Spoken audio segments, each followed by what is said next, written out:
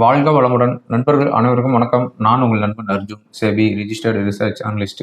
இப்போ இந்த வீடியோ நம்ம பார்க்க போகிறது மே லாஸ்ட் வீக், அதாவது 4th வீக் மார்க்கெட் எப்படி இருக்க போகுது, வர வாரத்தில் இருக்கிற முக்கியமான ஈவெண்ட்ஸ் என்ன, நியூஸ் என்ன. நமக்கு வந்து கம்மிங் வீக் வந்து 4 செஷன் தான். Coming Thursday Bakrid holiday.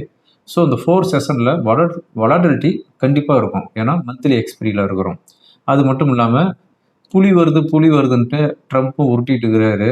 புலி வந்துருமா அப்படிங்கிற மாதிரிலாம் இருக்குது. ஏன்னா அந்த சோசியல் மீடியா வந்து அந்த அளவுக்கு பங்கம் பண்ணிட்டு இருக்கிறாங்கன்னு வச்சுக்கோங்களேன். ஸோ எல்லா டீட்டெயில்ஸுமே அந்த வீடியோவில் பார்த்துடலாம். அதுக்கப்புறம் வாரத்தில் இருக்கிற நிஃப்டியோடைய சப்போர்ட் அண்ட் ரெசிஸ்டன்ஸு, அதாவது வீக்லி சப்போர்ட் என்ன, வீக்லி ரெசிஸ்டன்ஸ் என்ன. ஒரு ரேஞ்சுக்குள்ளே தான் லாஸ்ட் வீக்கு ட்ரேடிங் நடந்திருக்குது. அதாவது ஒரு 20 பாயிண்ட்டுக்குள்ளேயே தான் மார்க்கெட் வந்து மூவ்மெண்ட் இருந்துச்சு. ஓகேங்களா? ஸோ இப்போ வாரம் அந்த லெவல் வந்து பிரேக் பண்ணுமா, எல்லாத்தையும் பார்த்துடலாம். எங்கேயும் ஸ்கிப் பண்ணாமல் பாருங்கள். இந்த வீடியோ உங்களுக்கு கண்டிப்பாக யூஸ்ஃபுல்லாக இருக்கும். இதுவரை என்னுடைய யூடியூப் சேனலை சப்ஸ்கிரைப் பண்ணல அப்படின்னா சப்ஸ்கிரைப் பண்ணிட்டு பாருங்கள். அதுதான் நீங்கள் எனக்கு கொடுக்குற ஒரு சப்போர்ட். ஓகே இப்போ வாரத்தை பற்றி பார்க்குறதுக்கு முன்னாடி லாஸ்ட் வீக் என்ன ஆச்சு, லாஸ்ட் வீக் மார்க்கெட்டில் என்ன தான் நியூஸ் வந்துச்சு, பாசிட்டிவ் நியூஸ் என்ன, நெகட்டிவ் நியூஸ் என்ன, அதை பார்த்துடலாம். ஓகேங்களா? ஃபர்ஸ்ட் வந்து நம்ம வந்து பாசிட்டிவ் நியூஸ்லேருந்து ஸ்டார்ட் பண்ணிக்கலாம். பாசிட்டிவ் நியூஸ் அப்படின்னு பார்த்தோம் அப்படின்னா, இந்த 2 நாளாக ஒரு நியூஸ் ஒன்று வந்துட்டு இருக்குது. என்ன அப்படின்னா, இந்த 2 நாள்னு சொல்ல முடியாது, இந்த ஒரு 10 நாளான்னு சொல்லலாம். என்ன சொல்கிறாங்க அப்படின்னா, ஈரான் யூஎஸ் நெகோசியேஷன் டீல் வந்து சைன் ஆக போகுது, டிராஃப்ட் காப்பி ரெடி ஆயிடுச்சு, டேபிளுக்கு வந்துருச்சு, சைன் பண்ண போகிறாங்க, பேனா இல்லாதனால எடுத்து வச்சிருக்கிறாங்க அப்படிங்கிற மாதிரிலாம் வந்து பங்கம் பண்ணிட்டு இருக்கிறாங்க. ஆனால் அந்த அமெரிக்காவுக்கும் ஈரானுக்கும் வார் வந்திருந்தா கூட இந்த அளவுக்கு ஒரு கலைப்புறம் பண்ண மாட்டாங்க.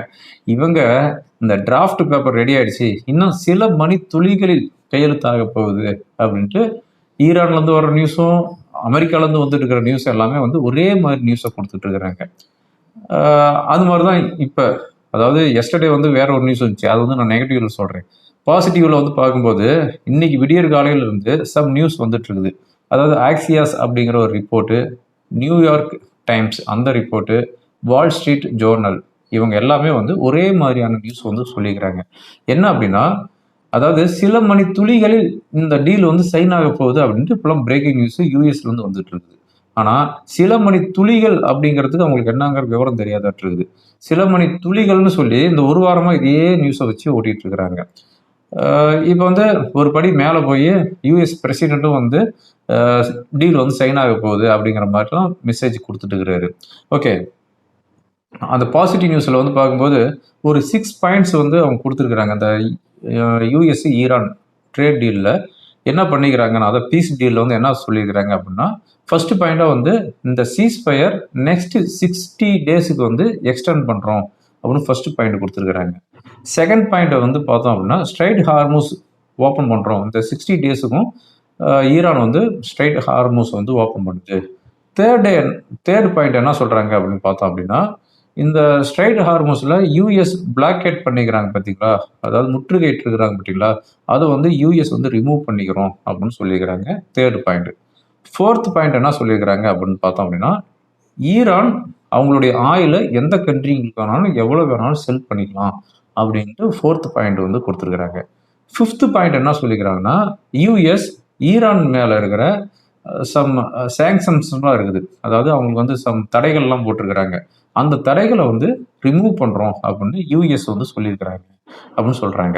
அதுக்கடுத்து வந்து 6th பாயிண்டாக என்ன சொல்கிறாங்கன்னா, இஸ்ரேல் லெபனான் இவங்களுடைய வாரும் வந்து கண்டினியூவாக சீஸ் ஃபயரில் இருக்கும் அப்படிங்கிறது, அந்த டீலும் வந்து இதில் சைன் ஆகிருக்குது.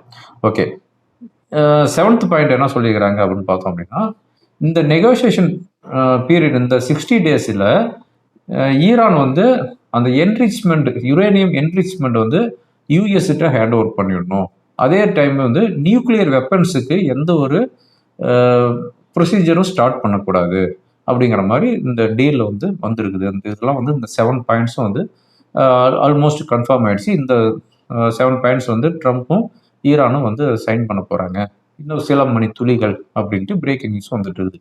ஓகே, அதுக்கு அடுத்து பாசிட்டிவ் நியூஸ் என்ன அப்படின்னு பார்த்தோம் அப்படின்னா, இந்த வீடியோ ரெக்கார்ட் பண்ணிட்டு இருக்கிறது சண்டே மார்னிங் 11 o'clock ரெக்கார்ட் பண்ணிட்டு இருக்கிறேன். இப்போ கொஞ்ச நேரத்துக்கு முன்னாடி ஒரு நியூஸ் வந்துச்சு, நியூயார்க் டைம்ஸ் ரிப்போர்ட்லேருந்து ஒரு நியூஸ் கொடுத்துருக்குறாங்க. ஈரான் அக்செப்ட் பண்ணிட்டாங்க, அதாவது என்ரிச்மெண்ட் யுரேனியத்தை வந்து அமெரிக்காவுக்கு ஹேண்ட் ஓவர் பண்ணுறோம்னு சொல்லியிருக்கிறாங்க. இந்த பீரியடில் நாங்கள் வந்து நியூக்ளியர் வெப்பன்ஸுக்கு எந்த ஒரு ப்ரொசீஜரும் ஸ்டார்ட் பண்ண மாட்டோம் அப்படின்னு ஈரான் வந்து அக்செப்ட் பண்ணிட்டாங்க அப்படின்ட்டு ஒரு நியூஸ் வந்து ஃப்ளாஷ் ஆகிட்டு இருக்குது நியூயார்க் டைம்ஸில். ஓகே, இது வந்து ஒரு பாசிட்டிவ் நியூஸாக தான் நான் வந்து பார்க்கணும். அதுக்கு அடுத்ததாக வந்து ட்ரம்ப் ஒரு மெசேஜ் கொடுத்துருக்கிறாரு. அவர் என்ன கொடுத்துருக்கிறாரு அப்படின்னா, என்ன சொல்லிக்கிறாருன்னா, strait Hormuz will be reopened under the agreement அப்படின்னு ஒரு மெசேஜ் கொடுத்துட்டு, ஒரு லார்ஜ் நெகோசியேஷன் இப்போ வந்து இன்னும் கொஞ்சம் நேரத்தில் சைன் ஆக போகுது அப்படின்னு சொல்லிக்கிறாரு. ஓகேங்களா? இதுதான் வந்து பாசிட்டிவ் நியூஸில் வருது. இந்தியாவிலேருந்து எந்த ஒரு பாசிட்டிவ் நியூஸும் இல்லை, அதெல்லாம் நீங்கள் எதிர்பார்க்காதீங்க. இந்தியாவிலேருந்து நெகட்டிவ் நியூஸ் தான் இருக்குது, அதை நான் சொல்கிறேன். ஓகே, அதாவது நான் என்ன நினைக்கிறேன்னா, இந்த டீல் வந்து சைன் பண்ணுறது இன்னும் 1 நாளைக்கு 2 நாளைக்கு தள்ளி போடுவாங்கன்னு நினைக்கிறேன். காரணம் என்னன்னா, ஒரு ஃபன்னாக யோசிச்சு பாருங்க. நாளைக்கு வந்து அதாவது மண்டே யூஎஸ் மார்க்கெட்டு ஹாலிடே. இப்போ ட்ரம்ப் கையில் பொசிஷன் எதுவும் இல்லைன்னு நினைக்கிறேன். ஒருவேளை பொசிஷன் நிறையா எடுத்து வச்சுட்டு இந்த டீல் சைன் பண்ணலாம் அப்படின்ட்டு வெயிட் பண்ணுறாரா என்னன்னு தான் தெரியல. ஒருவேளை இன்னைக்கு இந்த டீல் வந்து சைன் ஆகலை அப்படின்னா நான் சொன்னது தான் நிஜமாக இருக்கும். ஓகேங்களா? ரைட். ஓகே, இன்னொரு பாசிட்டிவ் நியூஸ் இருக்குது, அதையும் சொல்லிடுறேன். இந்த பீஸ் டீல் வந்து சைன் பண்ண போகிறாங்கல்ல, இது நடந்துட்டு இருக்கிறனால இப்போ வந்து குரூட் வந்து நியர்லி 7% 10% டவுன் ஆகிருக்குது. ஓகேங்களா? இது வந்து ஒரு பிக் பாசிட்டிவ் நியூஸ் நம்ம இந்தியனுக்கும். ஓகே, இப்போ நெகட்டிவ் நியூஸுக்கு வந்துடலாம். இந்தியா 3rd டைமாக பெட்ரோல் அண்ட் டீசலுக்கு வந்து ப்ரைஸ் வந்து இன்க்ரீஸ் பண்ணிக்கிறாங்க. 80 பைசா டு 90 பைசா வரை இன்க்ரீஸ் பண்ணிக்கிறாங்க. இது வந்து 3rd டைம். ஃபர்ஸ்ட் வந்து 3 ரூபீஸ் நியர்லி வந்து இன்க்ரீஸ் பண்ணாங்க. அதுக்கப்புறம் 90 பைசா, இப்போ வந்து 90 பைசா. அதாவது இவங்க ஏற்றுறது எப்படின்னா, ஒட்டுக்கா ஏற்றாம வாழைப்பழத்தில் ஊசி ஏற்றுறாங்களாம். அது மாதிரி ஏற்றிக்கிட்டு இருக்கிறாங்கன்னு வச்சுக்கோங்களேன்.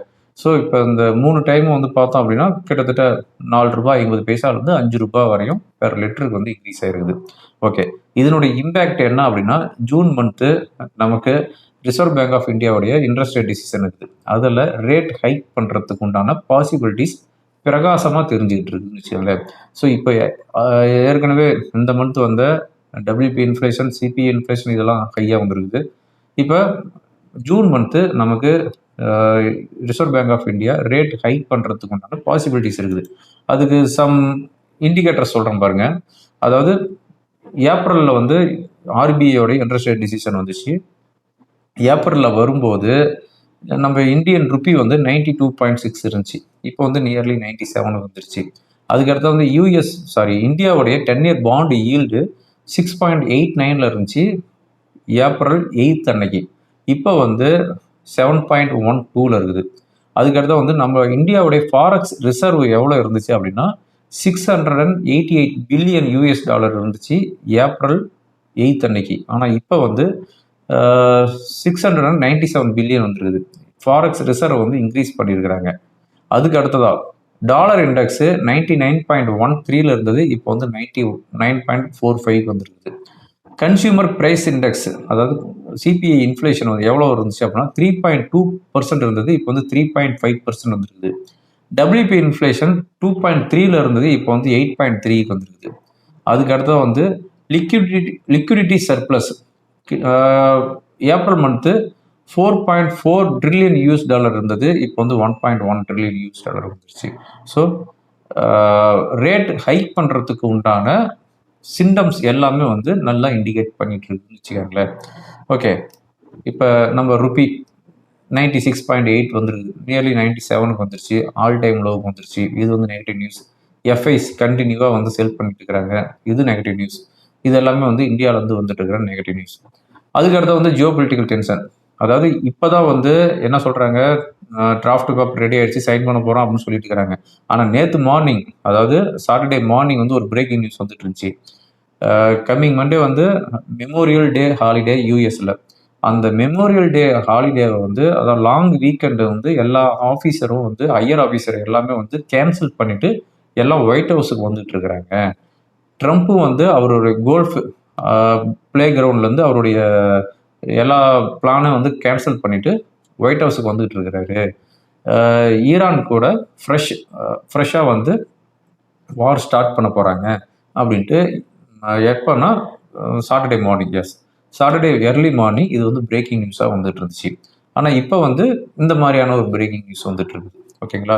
ஸோ அது வந்து நமக்கு வந்து நெகட்டிவ் நியூஸாக தான் நம்ம பார்க்கணும். அதுக்கடுத்து வந்து பாண்டு ஈல்டு எல்லாமே இன்க்ரீஸ் ஆகிட்டு இருக்குது. இந்தியாவுடைய பாண்டு ஈல்டு இன்க்ரீஸ் ஆகிடுச்சு, 7.12க்கு வந்துருச்சு. யூஎஸோடைய 10-year பாண்ட் ஈல்டு 4.65 வந்துருச்சு. அதே மாதிரி ஜாப்பனீஸோடைய பாண்ட் ஈல்டு 2.85 அரௌண்ட் வந்துருச்சு. ஸோ எல்லாமே வந்து கிட்டத்தட்ட ஒரு 25 வருஷம் 30 வருஷம் ஹை ஈல்டில் வந்து போயிட்டு இருக்குது. எப்பவுமே வந்து பாண்ட் ஈல்டு இன்க்ரீஸ் ஆச்சு அப்படின்னா ஸ்டாக் மார்க்கெட் இன்க்ரீஸ் ஆகாது. இது வந்து ரெண்டுக்கு இருக்கிற ஒரு குவைன் ஷேட். ஓகேங்களா, ரைட். இப்போ லாஸ்ட் வீக்கை பொறுத்தவரையும் நிஃப்டி என்னாச்சு அப்படின்னா ஒரு ரேஞ்சுக்குள்ளே தான் இருந்துச்சு. அதான் மொத்தமாகவே வந்து லாஸ்ட் 6 செஷனில் 40 பாயிண்ட் அப் அண்ட் டவுன்லேயே தான் வந்து க்ளோஸ் ஆயிருக்குது. பட் இன்ட்ராடே வாலட்டிலிட்டிங்கிறது 300-400 பாயிண்ட். ஆனால் க்ளோசிங் பேசிஸ் வந்து பார்த்தோம் அப்படின்னா ஒரு 30-40 பாயிண்ட்குள்ளே தான் வந்து க்ளோஸ் ஆயிருக்குது. லாஸ்ட் வீக்கை பொறுத்தவரையும் நிஃப்டி 0.32% ஹையில் க்ளோஸ் ஆயிருக்குது. அது ப்ரீவியஸ் வீக் வந்து 2.5% நியர்லி டவுன் ஆயிடுச்சு. பட் இப்போ வந்து 0.32% ஹையில் க்ளோஸ் ஆயிருக்குது. சென்செக்ஸ் நியர்லி 0.5% ஹையில் வந்து க்ளோஸ் ஆகுது. 75,415 செட்டில் ஆயிருக்குது. செக்டார் வைஸ் பார்த்தோம் அப்படின்னா ஐடி செக்டார் அவுட் பர்ஃபார்மில் இருந்திருக்குது 4.2%, reality 3.7%, private bank 1.7% and finance sector 1.6% ஹையில் போயிருக்குது. லாஸ்ட் வீக்கு அண்டர் பர்ஃபார்மில் இருந்த செக்டார் என்னன்னு பார்த்தோம் அப்படின்னா metal and media and FMCG 1.5% to 3.5% வரையும் டவுனில் வந்து க்ளோஸ் ஆயிருக்குது. ஓகேங்களா, லாஸ்ட் வீக் எஃப்ஐஸ் என்ன பண்ணிக்கிறாங்கன்னா 7,500 crore வந்து செல் பண்ணிக்கிறாங்க. டொமஸ்டிக் 15,950 crore வந்து பை பண்ணிக்கிறாங்க. வர வாரத்தில் இருக்கிற இம்பார்ட்டன்ட் ஈவெண்ட் அப்படின்னு பார்த்தோம் அப்படின்னா கம்மிங் டே யூஎஸ் உடைய மார்க்கெட் ஹாலிடே, மெமோரியல் டே ஹாலிடே. அன்றைக்கி எந்த ஒரு ஈவெண்ட்டும் சொல்லிக்கிற மாதிரி இல்லை. நம்ம இந்தியாவிலேருந்து ஏர்னிங்ஸ் ரிப்போர்ட் ஆல்மோஸ்ட் க்ளோஸ் ஆக போகுது. வர வாரத்தோட ஏர்னிங்ஸ் ரிப்போர்ட் எல்லாம் முடிய போகுது. Switzerland energy, container corporation, NBCC earnings report கொடுக்குறாங்க. Tuesday ONGC, IRCTC, transport corporation of India அவங்க வந்து ஏர்னிங்ஸ் ரிப்போர்ட் கொடுக்குறாங்க. வெனஸ்டே எந்த ஒரு ஈவெண்ட்டும் சொல்லிக்கிற மாதிரி இல்லை. இந்தியாவிலேருந்து Cummins India, Bata India earnings report கொடுக்குறாங்க. Thursday Ashok Leyland, Alkem lab, MMTC earnings report கொடுக்குறாங்க. அன்றைக்கி வந்து யூஎஸ்ஏலேருந்து core PCE data, goods order, GDP growth, personal income, personal spending data வருது. Coming Friday Asian paint, Glenmark, Ipca laboratory, Natco pharma இவங்க வந்து ஏர்னிங்ஸ் ரிப்போர்ட்ஸ் பண்ணுறாங்க. ஓகேங்களா, ஓகே. இப்போ வந்து எஃப்ஐஸ் வந்து என்ன பொசிஷன் வச்சிருக்காங்க இண்டெக்ஸ் ஃபியூச்சரில் அப்படின்னு பார்த்தோம் அப்படின்னா 87% ஷார்ட்டில் இருக்கிறாங்க லாஸ்ட் ஃப்ரைடே க்ளோசிங் பேசிஸ். மற்றவங்க எல்லாமே வந்து லாங்கில் தான் இருக்கிறாங்க. கிளைண்ட் 73% லாங், டொமஸ்டிக் 64% அண்ட் ப்ரிப்பரேட்டர் 62% லாங்கில் இருக்கிறாங்க. ஓகே, இப்போ வர வாரத்தில் இருக்கிற நிஃப்டியோடைய சப்போர்ட் அண்ட் ரெசிஸ்டன்ஸ் பார்த்தோம் அப்படின்னா அதாவது ப்ரீவியஸ் வீக் 2.5% நிஃப்டி டவுன் ஆயிருச்சு. இந்த வீக் வந்து ஒரு 30-40 பாயிண்ட்டுக்குள்ளே தான் இருக்கிறதுனால இப்போ வர வாரத்தில் ரெசிஸ்டன்ஸுங்கிறது கொஞ்சம் டைட்டாக தான் இருக்குது. 23,850ங்கிறது ரெசிஸ்டன்ஸு. ஒருவேளை இந்த பீஸ் டீல் வந்து சைன் பண்ணிட்டாங்க அப்படின்னா மண்டே நமக்கு ஒரு 300-400 பாயிண்ட் கேப் அப்பில் கூட ஓப்பன் ஆகும். அது சைன் பண்ணிட்டாங்க அப்படின்னா, ஒருவேளை சைன் பண்ணல அப்படின்னா இதே ரேஞ்சில் தான் ஓப்பன் ஆகும். அதனால் 23,850ங்கிறது இப்போ இருக்கிற ரெசிஸ்டன்ஸ். ஒருவேளை அதுக்கு மேலே பிரேக் ஆகிட்டு ஸ்டேபிள் ஆகுது, இல்லை அதுக்கு மேலே க்ளோஸ் ஆகுது அப்படிங்கிற பட்சத்தில் நெக்ஸ்ட் ரெசிஸ்டன்ஸ் 24,200 தென் 24,500 வரையும் போகிறதுக்கான பாசிபிலிட்டிஸ் இருக்குது. சப்போர்ட் அப்படின்னு பார்த்தோம் அப்படின்னா 23,450, 23,250. ஓகேங்களா, ஸோ இதுதான் வந்து வர வாரத்தில் இருக்கிற சப்போர்ட் அண்ட் ரெசிஸ்டன்ஸாக ரியாக்ட் ஆகும். என்னுடைய ஃப்ரீ டெலிகிராம் சேனல் வந்து ஃபாலோ பண்ணிக்காங்க. உங்களுக்கு சம் இம்பார்ட்டன்ட் அப்டேட் எல்லாம் வந்துகிட்டே இருக்கும். ஓகேங்களா, வீக் டேஸ்லேயும் வரும், வீக் எண்ட்லேயுமே வந்துட்டு இருக்கும். அதனால் என்னுடைய சோசியல் மீடியாவில் நான் கொஞ்சம் ஆக்டிவாக இருக்கிறேன், அதுவும் டெலிகிராமில். ஓகே, டெக்னிக்கலாக என்ன இண்டிகேட் பண்ணுறது பார்த்துடலாம். இப்போ நம்ம பார்த்துட்டு இருக்கிறது நிஃப்டியோடைய டே கேண்டில் பார்த்துட்டு இருக்கிறோம். நிஃப்டியை பொறுத்தவரை இந்த இதுதான் டைட் ரேஞ்சுங்கிறது. ஓகேங்களா, இதுதான் வந்து டைட் ரேஞ்சு. இந்த டைட் ரேஞ்சுக்கு மேலே போகிற பட்சத்தில் தான் ஒரு ரேலி வரும். அப்படிங்கும்போது 23,850க்கு மேலே போகும்போது இமீடியட் ரெசிஸ்டன்ஸ் 24,000. அதுக்கு மேலே போச்சு அப்படின்னா 24,200. 23,450க்கு கீழே வச்சுன்னா இந்த ரேஞ்ச் 23,250. ஓகேங்களா, ஸோ இதை வந்து வாட்ச் பண்ணிக்காங்க. வர வாரத்தில் நமக்கு வந்து 4 session coming Thursday Bakrid holiday, அதனால். ஓகேங்களா, ஓகே ஃப்ரெண்ட்ஸ், இந்த வீடியோ உங்களுக்கு ரொம்ப யூஸ்ஃபுல்லாக இருக்குன்னு நினைக்கிறேன். யூஸ்ஃபுல்லாக இருந்துச்சு அப்படின்னா ஃப்ரெண்டுகளுக்கு ஃபாலோ பண்ணுங்கள். தேங்க்யூ ஃபார் வாட்சிங். வாழ்க வளம்.